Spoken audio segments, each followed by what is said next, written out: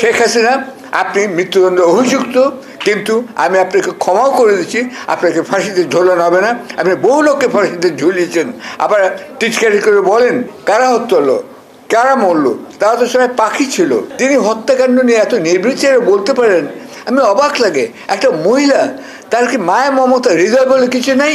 তিনি আসলেই কিন্তু আমার মনে হয় মজ্জাগতভাবে তিনি খুনি, আর সেই জন্যই তার নামে লেখা এখন ঢাকার পোস্টারে যেখানে যান দেয়ালে দেখবেন খুনি হাসিনা। এটা কি আমি দিয়েছি? এটা সাধারণ মানুষ দিয়েছে। তার মানে তারা সবাই জানে এই হত্যাকাণ্ডের জন্য তিনিই দায়ী, যে এই হত্যাকাণ্ডের কথা আমরা বলছি।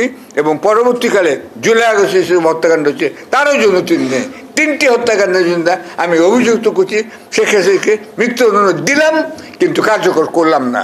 আপনারা সবাই কিন্তু সেতু অনেক দেখেছেন, এবং পদ্মা সেতু দেখেছেন, যেখানে শেখ হাসিনা নিজে যে খুনি, কতখানি খুনি, সেখানে তো খুন করার কথা বলেছিলেন।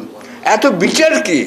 তিনি বলেছেন ইউনূসকে ফেলে দাও, কিন্তু মেরো না, ওকে তুলে ফেলো, আর খালেদাকে ফেলে দাও, টুস করে ফেলে দাও। তো তিনি খুন করার বলছেন, তিনি খুনি, মজ্জাগতভাবে খুনি, অনর্থ তিনি খুনির কথা ভাবেন।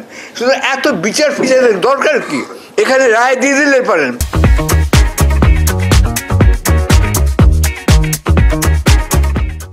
বলছেন 1 বছরতে বিচার সম্পন্ন হবে। 1 বছর কেন, 1 সপ্তাহে আমি হলে বিচার করে দিতাম। একটাই খালি প্রশ্ন, আমি তোমার কথা শুনেছি, তুমি হত্যা করেছো ছাত্র নেতা, তো সৈন্য, বিডিআর, আর্মি লোককে হত্যা করেছো, তুমি করেছো কি না? শেখ হাসিনা বলবেন না আমি করিনি, বিচারক বলবেন না আমাদের যথেষ্ট প্রমাণ আছে তুমি করেছো, তুমি দণ্ডিত, ফায়ার। এই সরকার কিন্তু চাকরির কোটা আন্দোলনের ভিত্তিতে এসছে, কোনো আমার ভোটের ভিত্তিতেও আসেনি, কোনো পার্টি ম্যান্ডেটেও আসেনি। কিন্তু যখন এসেইছেন আপনারা, দয়া করে কাজগুলো করুন।